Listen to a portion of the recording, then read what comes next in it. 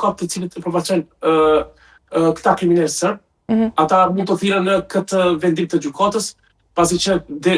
paramendoni tani një kriminal i përligjur në gjak, ka bërë një vrasje, ka bërë masakër, dhe të i ulet dënimi, gjithmonë në ato teknikalitetet që të cilët i ka vënë apeli, që edhe avokata përdoren për shembull si rasti i proporcionalitetit, ka kaluar një kohë gjatë, s'është matur mirë matja e dënimit, atë në fare thjesht edhe kriminalët serb, të cilët mund të jenë të involvuar edhe më shumë në vrasje mizore dhe në masakre, mund ta përdorin këtë standard ligjor, këtij gjykimi, që edhe ai avokati dhe ai kriminal të përgatitë gjërat se kemi një vendim që nuk na jep të drejtën që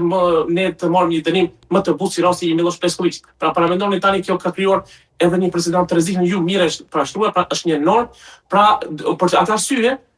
duhen intelektualët e komiteti juristëve dhe gjithë politikanët të cilët mbajnë petkun e përfaqësimit publik të qytetarëve që bile paktën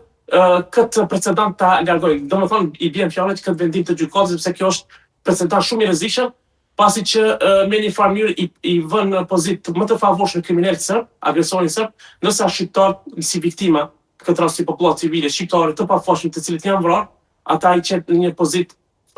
të nëpërkëmbur dhe kjo e tregon që këtu nuk ka drejtësi. Po,